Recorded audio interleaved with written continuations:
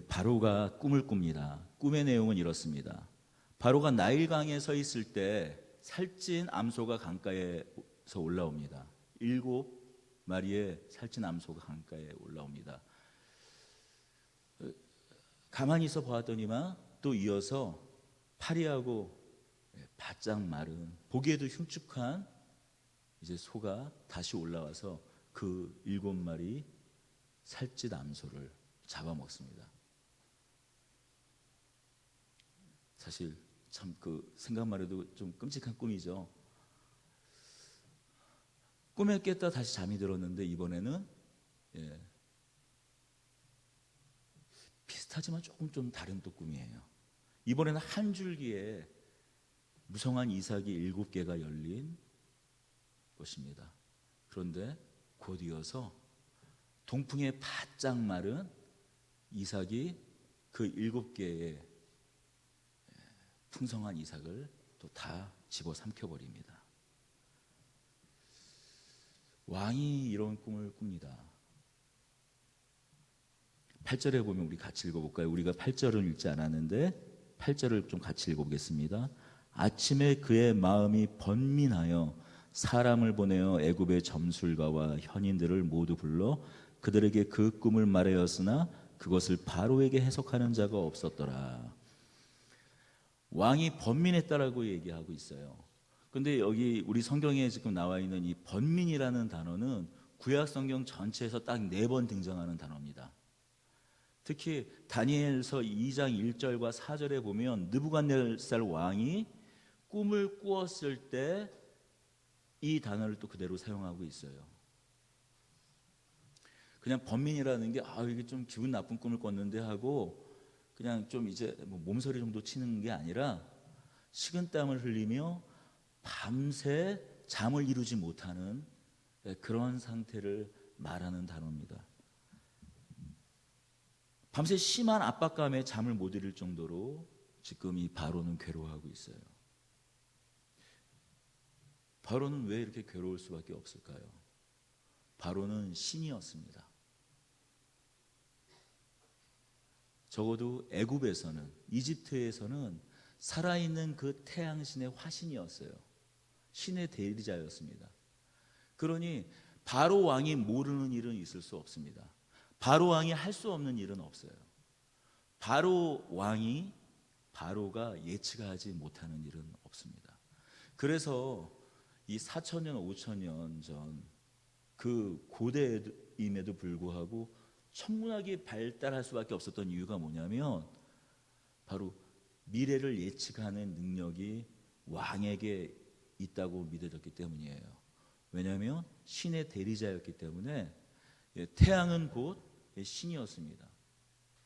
그렇다면 신의 아들인 바로가 우리 이 개기일식 있지 않습니까? 달로 태양이 가로져 가지고 갑자기 순간적으로 이 흑암에 빠지는 것, 때로는 이 지구의 그림자 때문에 달이 가려지는 것, 이런 일은 상서롭지 못한 징조로 여겨졌기 때문에 그런 일들을 기가 막히게 딱 예측하지 않으면 백성들이 전부 다 공포에 빠졌기 때문에 태양의 아들, 태양신의 아들인 바로는 그런 일들을 예측하며 사람들의 신뢰를 주고 안심을 주는 존재였어요. 그런데 지금 그런 태양신의 아들, 태양신의 화신인 바로가 몸서리치며 한 꿈의 내용 때문에 두려움에 휩싸여 있습니다. 보통 꿈이 아니죠. 뭔가 나라에 안 좋은 징조가 일어날 것은 틀림없는데 만약에 이 일을 정확하게 예측하고 대응하지 못한다면 비록 태양신의 아들이라고 여겨지는 신의 현현이라고 말해지는 바로라 할지라도 사람들이 등을 돌릴 것은 너무나 분명한 일이죠. 그래서 온 땅에 있는 점술가, 지혜자들을 불러 모읍니다. 꿈의 내용을 이야기하지만 누구도 하나 속 시원하게 그 내용을 풀어내지 못해요. 그렇지, 이 꿈이구나 하고 풀어내주는 사람이 없습니다. 그때 그 상황을 조심스럽게 바라보던 사람이 있었어요. 바로 술 맡은 관원장이었습니다. 2년 전에 자신에게 있었던 일을 바로에게 이야기해 줍니다. 제가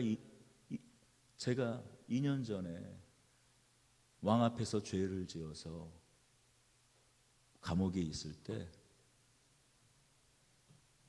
저와 떡 굽는 관원장이 함께 참 이상한 꿈을 꿨는데 한 히브리 청년이 해석해 준 대로, 풀어준 대로 저는 왕 앞에, 바로 앞에 서게 되었고, 바로 앞에 고개를 들었고, 떡 굽는 관원장은 나무에 매달렸습니다.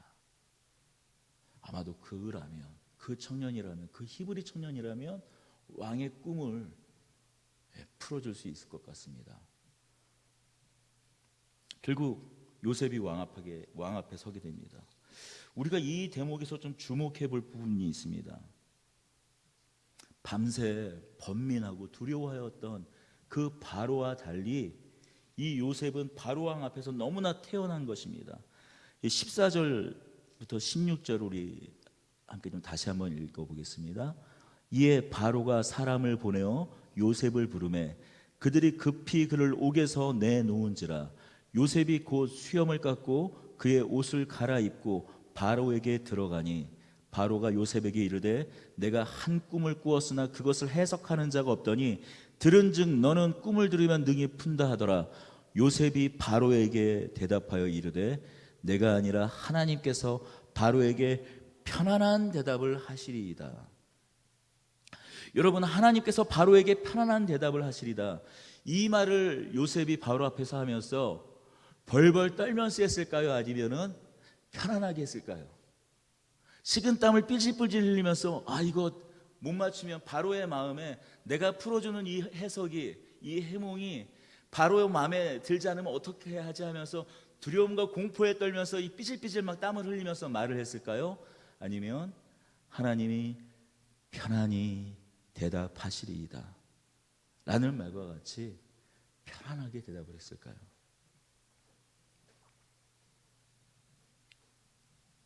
이 말과 같이 아마도 평안 가운데 바로 앞에 서서 제가 이제 당신의 꿈을 풀어드리겠다라고 말을 했을 것입니다.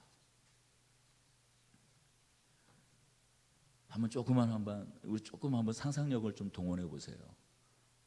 한번 동원하십시다. 우리의 상상력은 인디아나 존스라든지 그런 그 이집트, 요즘에 최근에 미라 같은 영화도 있었지만 그런 영화로 이렇게 항상 이 상상력이, 영화 때문에 오히려 상상력이 제약이 되는데, 이집트는 대제국이었어요. 왕의 보좌는 곧 신이 임재하는 보좌이기도 했습니다. 그 궁궐 안에 모든 것이 왕에게 집중되고 왕의 위엄이 드러날 수 있도록 설계가 되어 있고 금은 장식으로 장식된 보좌 위에 왕이 있습니다. 그곳에서 노예에 불과한, 감옥에 수감되어 있는 죄인에 불과했던, 죄수에 불과했던 요셉이 편안하게 어떻게 왕 앞에서 이 이야기를 할 수 있었을까요?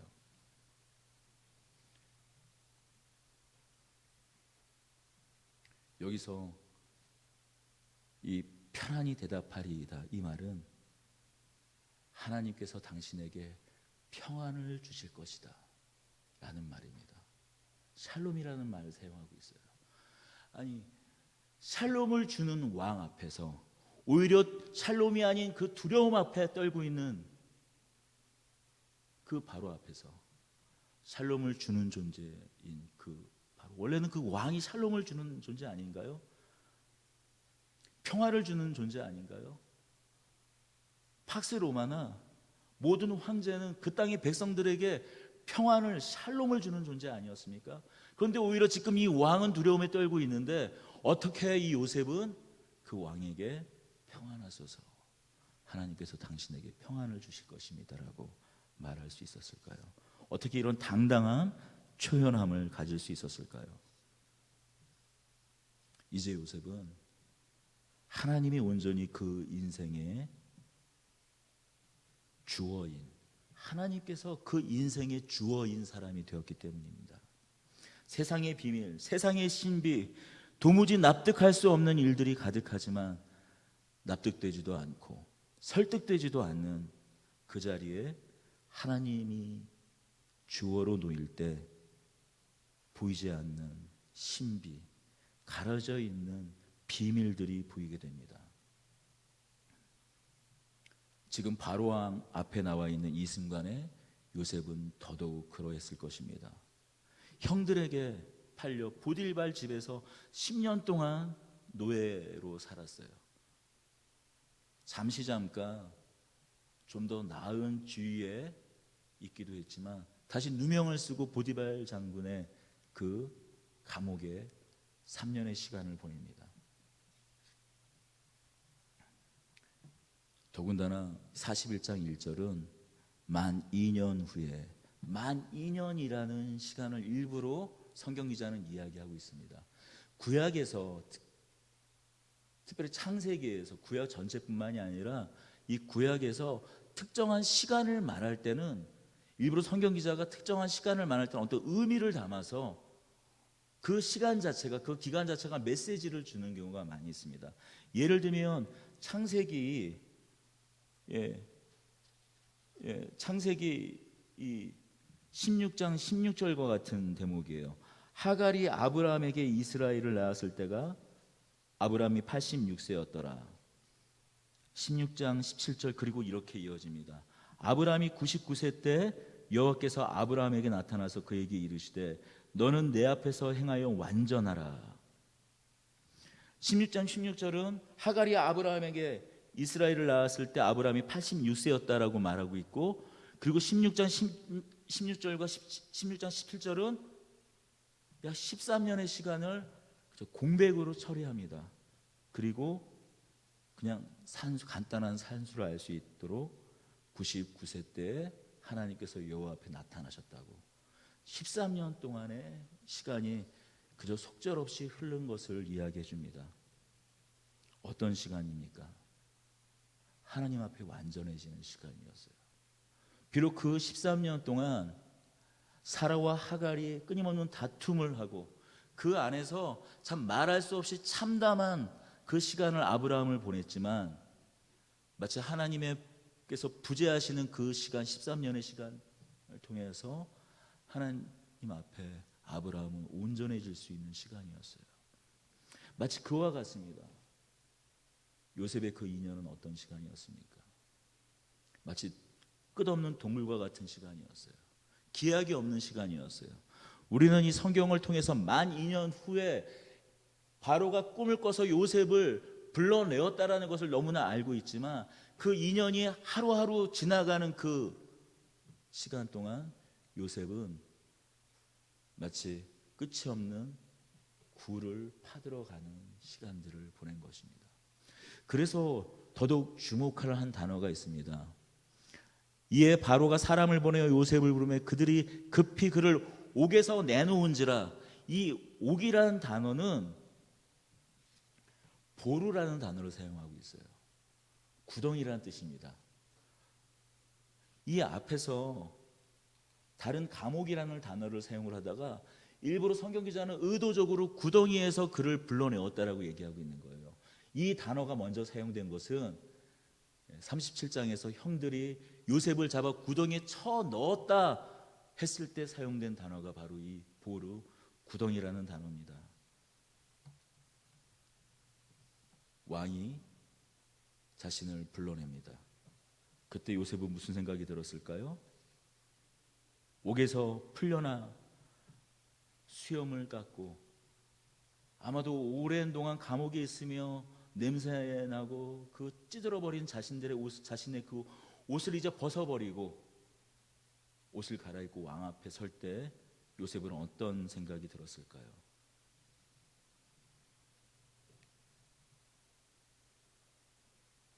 요셉은 구덩이에 던져진 인생이었습니다. 끝이 보이지 않는 그 구덩이, 터널이 하는 그 굴 속에 던져진 인생이었는데, 기약 없이 그렇게 하루하루를 보내는 인생이었는데, 그 구덩이에 건져서 왕 앞에 서게 될 때 무슨 생각을 했을까요? 그때야 비로소 자신의 인생의 비밀이 풀리는 것이죠. 자신의 인생 가운데 있는 그 고난의 비밀이 풀리는 것입니다. 나는 한다고 했는데, 나는 한다고 하는 만큼 했는데, 하나님의 말씀을 순종한다고 할 만큼 했는데, 보디발 장군의 집에서도, 그 지하 감옥에서도, 그 구덩이에서도 하나님의 살아계심을 믿으며 한다고 했는데도 아무런 소망이 없는 그때,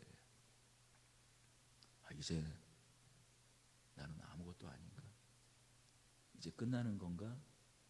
차라리 몇 날 며칠에 차라리 죽는다는 그런 선고를 받는다면 차라리 나을 텐데, 언제 풀려날지 그 기약이 없는 그 속에서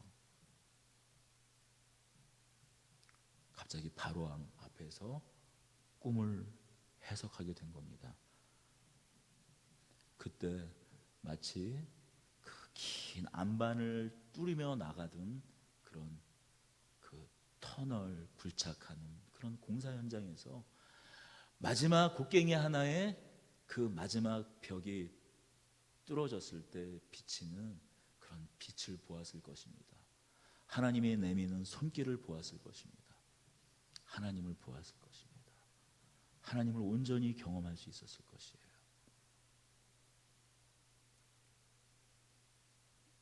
길게 자란 수염을 깎으며 더러우신 옷을 벗고 새 옷을 갈아입으며 하나님이 온전히, 그동안 수없이 흔들리고 흔들렸지만 이제 온전히 하나님을 자신의 인생의 주어로 놓을 수 있었을 겁니다. 그러기에 바로왕 앞에서, 그 위험 앞에서, 신의 현현이라고 말하는 그 신 앞에서, 바라오 앞에서 의연하게 하나님의 샬롬을 선언할 수 있는 것입니다. 왕이여, 하나님께서 당신에게 평안을 주실 것입니다. 평안한 대답을 할 것입니다. 라고 말하는 것입니다. 여러분, 하나님께서 온전히 주어가 되는 인생 앞에 두려움은 없습니다. 모든 것이 가려져 알 수 없는, 그 번민할 수밖에 없는 그때 하나님을 주어로 삼는 그 사람을 통해서 하나님은 샬롬을, 평안을 흘려보내십니다. 그렇습니다. 하나님이 주어인 사람들은, 하나님을 온전히 주어로 삼는 사람들은 샬롬을, 평안을, 안식을 흘려내보내는 사람들이 됩니다. 두려움과 번민에 쌓인 사람들, 인생의 고달픈 문제들 때문에 절망에 빠진 사람들에게 하나님의 샬롬을 흘려보냅니다. 고통과 신음송에 있는 사람들에게 세상신, 어둠 주관자 사단에 사로잡혀 그 약육강식, 승자 독식의 세상 가운데 허우적거리며 신음하는 사람들에게 하나님 나라의 샬롬을 흘려보냅니다.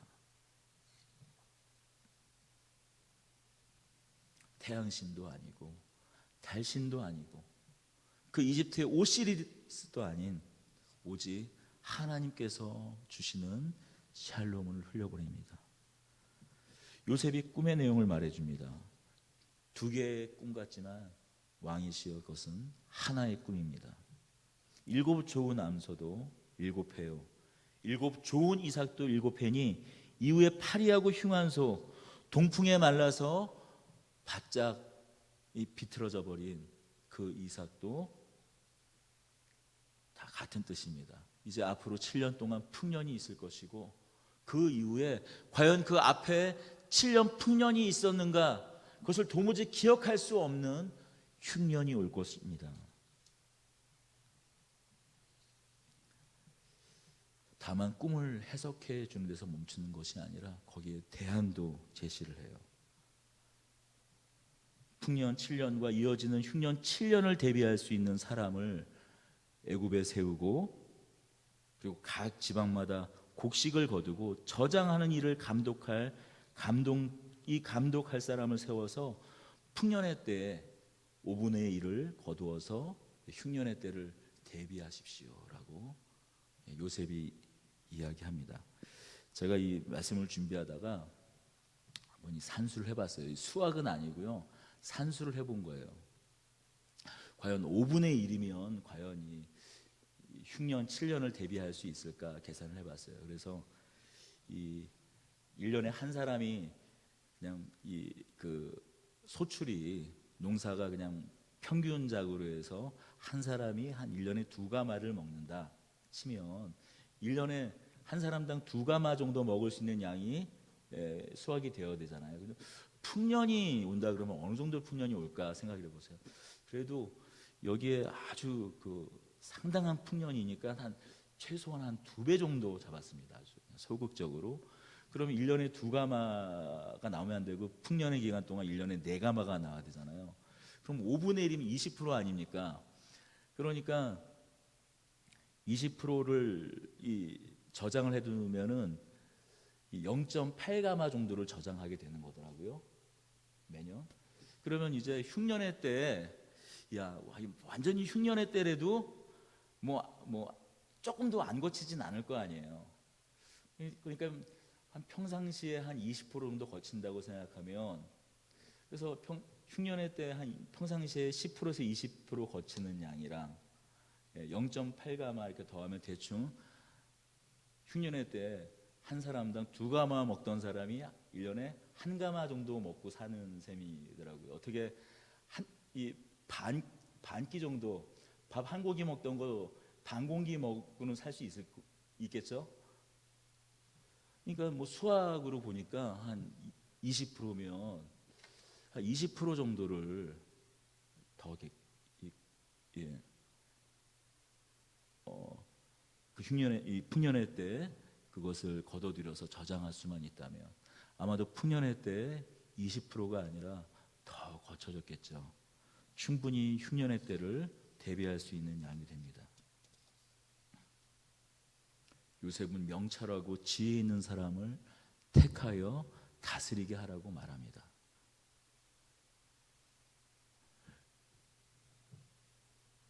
그러나 요셉은 그 명철한 사람이 자기 자신인 줄 알지 못했어요. 생각해 보십시오. 지금 30이에요, 30. 더군다나 이제 감옥에서 막 풀려나 원래는 노예 신분이었고 종의 신분이었고 죄수의 신분이었던 자기 자신이 어떻게 그런 애굽을 다스리는 사람이 될 거라고 생각할 수 있었겠습니까? 하지만 바로는 이렇게 말합니다. 37절과 38절입니다. 바로가 그의 모든 신하가 이 일을 좋게 여긴지라 바로가 그의 신하들에게 이르되 이와 같이 하나님의 영에 감동된 사람을 우리가 어찌 찾을 수 있으리요 하고, 바로는 그 사람으로 요셉을 택합니다. 생각해 보십시오. 히브리인의 아직 청년이에요. 30세 청년에 불과한 이 요셉에게 온 애굽을 다스릴 권한을 맡깁니다. 하나님을 주어로 삼는, 하나님을 그 주어로 삼아 온전히 하나님 앞에 감동된 사람 위에 하나님의 임재가 머뭅니다. 그 임재를 알아보는 사람이 그 하나님이 함께 하심을 보는 사람이 있다라는 거예요. 비록 바로는 다른 신을 섬기고 다른 신을 숭배하는 사람이었지만 그럼에도 불구하고 참 하나님, 참 신, 그 하나님이 함께하는 사람을 보게 됩니다. 거기에 다른 어떤 신하도 반대하지 못했어요. 반대할 수 없었어요. 바로는 그 사람 요셉을 택합니다. 자신의 인장방지 그리고 버금수레, 이 버금수레는 둘째 되는 수레라는 거거든요. 우리나라도 이 공무원들, 우리나라 공무원들 중에 최고는 누굽니까? 대통령 아니겠습니까? 근데 대통령부터 시작해가지고 이제 말단 그 행정직원까지 그 의전이 있잖아요. 그래서 관용차가 나오는 정부에서 나오는 그 직급이 있지 않습니까? 그런데 대통령부터 시작해가지고 각 직급마다 의전 차량이 정해져 있잖아요. 이 버금수레라는 거는 바로 그 다음 사람, 바로 그 다음 존재가 탈 수 있는 수레를 이 버금수레라고 말하는 거예요. 버금수레와 그 인장 반지를 주고 나라를 순례하게 하여서 이 요셉이 바로 말고는 이 요셉 위에 사람이 없는 것을 드러냅니다.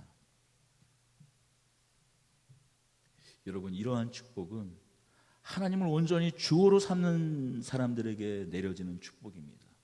하나님을 온전히 주어로 삼는 자들을 통해 더불어 하나님은 한 나라를 구원하십니다. 아니요, 애굽이라는 한 나라를 구원해 내실 뿐만이 아니라 온 세상을 구원하는 통로로 사용하십니다. 이 53절과 53절에서 57절을 우리 다 같이 함께 읽겠습니다. 요셉의 말과 같이 7해 흉년이 들기 시작하며 각국에는 기근이 있으나 애굽 온 땅에는 먹을 것이 있더니 애굽 온 땅이 굶주림에 백성이 바로에게 부르짖어 양식을 구하는지라. 바로가 애굽 모든 백성에게 이르되 요셉에게 가서 그가 너희에게 이르는 대로 하라 하리라. 온 지면에 기근이 있음에 요셉이 모든 창고를 열고 애굽 백성에게 팔되 애굽 땅에 기근이 심하며 각국 백성도 양식을 사려고 애굽으로 들어와 요셉에게 이르렀더니 기근이 온 세상에 심함이었더라. 이 요셉은 다만 애굽만을 구원하는 것이 아니라 하나님께서 주신 지혜로 온 세상을 구원하는 사람이 됩니다. 여러분, 저는 감히 말하고 싶습니다. 여러분들이 그런 사람들이 되기를 소원합니다. 특히 청년들과 우리의 자녀들이 그런 쓰임을 받는 사람들이 되기를 축복합니다. 갈수록 세상은 깨어지고 있습니다. 환경은 오염되고 척박해집니다.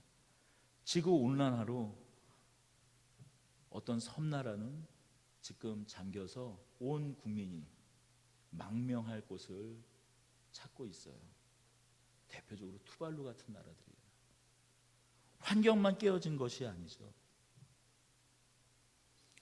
우리가 살고 있는 사회도 깨어지지 않았습니까? 이제 더 이상 마음 편히 뉴스를 볼 수가 없어요. 차마 인터넷 그 신문의 헤드라인 그 안을 클릭할 수 없을 정도로 차라리 모르는 게 낫다라고 생각될 정도로 끔찍한 뉴스들이 계속 쏟아져 나오는 세상입니다. 여러분, 특히 우리 청년들, 우리 자녀들이 이런 깨어진 세상 속에서 하나님이 주어가 되어 하나님의 창조 원리, 하나님의 지혜로 이 깨어진 세상의 대안이 되는, 요셉이 다만 그 꿈을 해석했을 뿐만이 아니라 구체적인 그 대안으로 애굽을 구원해내고 세상을 구원해내었던 것처럼, 그것뿐만이 아니라 아브라함으로부터 이어지는 너의 씨를 통해서 모든 사람들이 복을 받을 것이라는 그 언약이 이 요셉 그를 통해서 이루어졌던 것처럼, 아니 그것이 예표가 되어서 먼 훗날 예수 그리스도를 통해서 온 세상을 구원하여 내었던 그 예수 그리스도의 예표가 되었던 사람. 그렇다면 이제 예수를 믿는 우리는, 하나님을 믿는 우리는, 우리 자녀들은 오직 하나님이 주어가 되어 자신이 머무는 곳에서 그 깨어진 것들을 회복해야 하는 그러한 작은 구원자, 작은 예수와 같은 사람들이 되기를 소원하고 축복합니다. 여러분, 그러나 그러한 일들은 그냥 되지 않는 것 같습니다. 우리가 이 요셉의 이야기를 보듯이 하나님을 그 인생의 주어로 놓는 일은 믿습니다 하고 세게, 마치 예전에 이렇게 뭐 우리가 장난스럽게 했던 것처럼 이 믿습니다 이렇게 흉내 내려고 해도 요즘에 잘 못 내겠는데, 그렇게 세게 믿습니다 한다고 되는 일이 아닌 것 같습니다.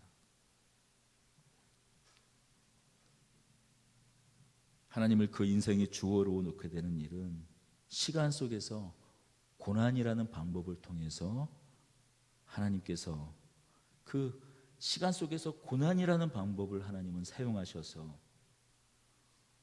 우리에게 하나님을 주어로 삼게 하십니다. 하나님께서 우리의 인생의 주어일 뿐만이 아니라 이 세상을 주관하시는 하나님이신 것을 알게 하십니다. 제가 시편 105편 15절에서 22절을 읽도록 하겠습니다. 시편 105편 15절에서 22절입니다. 그가 또 그 땅에 기근이 들게 하사 그들이 의지하고 있는 양식을 다 끊으셨도다. 그가 한 사람을 앞서 보내셨으며 요셉이 종으로 팔렸도다. 그의 발은 착고를 차고 그의 몸은 쇠사슬에 매었으니 곧 여호와의 말씀이 응할 때까지라. 그의 말씀이 그를 단련하였도다. 왕이 그 사람을 보내어 그를 석방하며 뭇 백성의 통치자가 그를 자유롭게 하였도다. 그를 그의 집의 주관자로 삼아 그의 모든 소유를 관리하게 하고 그의 뜻대로 모든 신하를 다스리며 그의 지혜로 장로들을 교훈하게 하였도다. 곧 여호와의 말씀이 응할 때까지라. 그의 말씀이 그를 단련하였도다. 하나님께서 요셉을 사용하셔서 애굽을 다스리게 하시고 치유하시고 그의 장로로, 그의 지혜로 장로들을 교훈하시기에 앞서 하나님께서 요셉을 먼저 교훈하셨다라는 거예요. 하나님께서 요셉을 먼저 단련하셨다고 말씀합니다. 하나님의 그 말씀이 응할 때까지 그 13년의 시간들을 사용하셔서 하나님께서 요셉을 고난이라는 방법을 시간 속에서 역사하셔서 그렇게 먼저 요셉을 교훈하시고 요셉을 단련하셨습니다. 고난이란 풀무불로 그 모든 불순물을 시간 속에서 제어하시고 그 모든 불순물을 제거하시고 그 인생의 주어를 자기 자신에서 하나님으로 바꾸어 놓으셨습니다. 그때 그제서야 하나님이 눈에 들어옵니다. 여러분, 인생을 살다 보면 도저히 납득이 되지 않고 설명이 되지 않는 일을 우리가 만납니다. 여러분, 그 시간들이, 막막한 그 현실들이 우리 안에서 일을 합니다. 도무지 설명이 되지 않고 납득이 되지 않는, 하나님이 살아계신다면 어떻게 이런 일이 나에게 있을 수 있을까 하는, 오히려 하나님의 부재, 하나님이 안 계신 것 같은 것들을 증명하는 일들이 오히려 일을 하여 하나님을 주어로 만들게 하세요. 여러분, 그것이 하나님의 반전입니다. 예수 그리스도의 십자가에서 일어났던 그 반전이 하나님의 부재 아니었습니까? 네가 메시아며 네가 우리를 구원할 자면 내려와 보라는 것이에요. 그러나 오히려 죽는 그 자리에서 사망이 죽고 생명이, 영원한 생명이 선포되었습니다. 그 깨어짐 속에서 오히려 요셉은 그 세상의 깨어짐, 그것을 애통히 여길 수 있었어요. 오히려 세상을 긍휼히 여길 수 있는 마음이 그 안에 일어났습니다. 우리도 마찬가지입니다. 우리 안에 깨어진 일들을 우리가 만나게 되면서 세상을 향한 긍휼을 갖게 됩니다. 그 시간들이 하나님 앞에 온전해지는 시간들이 되어갑니다. 그래서 모든 하나님을 주어로 삼는 그 모든 사람들은 상처 입은 치유자들이 돼요. 요셉이 그러했고 다윗이 그러했고 우리가 메시아요 그리스도로 고백하는 예수께서 상처 입은 치유자가 되셔서 우리를 구원하신 이 사실을 기억하시기 바랍니다. 우리 역시 그 자리로 부름받은 사람들입니다. 어쩌면 우리 안에 소망이 없는 것 같습니다. 때로는 그 소망이 마치 오늘 하루 희망 고문처럼 느껴질 때가 있습니다. 그러나 요셉이 마주했던 그 깊은 구덩이가 아니라 굴이 아니라 하나님의 영광, 하나님의 손길, 하나님의 임재, 하나님의 살아계심을 보여줬던 결국 터널이었던 것처럼 우리 인생 가운데서도 하나님께서 우리에게 손을 내미시고 하나님의 영광을 비추어 주시고 모든 사람들이 우리가 믿는 하나님께서 참 하나님이신 것을 고백하게 하는 그 순간을, 그 영광의 순간을 맞이하게 할 것입니다. 시편 40편에서 시편 40편 1절에서 3절까지를 제가 읽어드리며 오늘 말씀을 마치겠습니다. 시편 40편 1절에서 3절입니다. 내가 여호와를 기다리고 기다렸더니 귀를 기울이사 나의 부르짖음을 들으셨도다. 나를 기가 막힐 웅덩이와 수렁에서 끌어올리시고 내 발을 반석 위에 두사 내 걸음을 견고하게 하셨도다. 새 노래 곧 우리 하나님께 올릴 찬송을 내 입에 두셨으니 많은 사람이 보고 두려워하여 여호와를 의지하리로다. 아멘. 다시 한번 읽겠습니다. 내가 여호와를 기다리고 기다렸더니 귀를 기울이사 나의 부르짖음을 들으셨도다.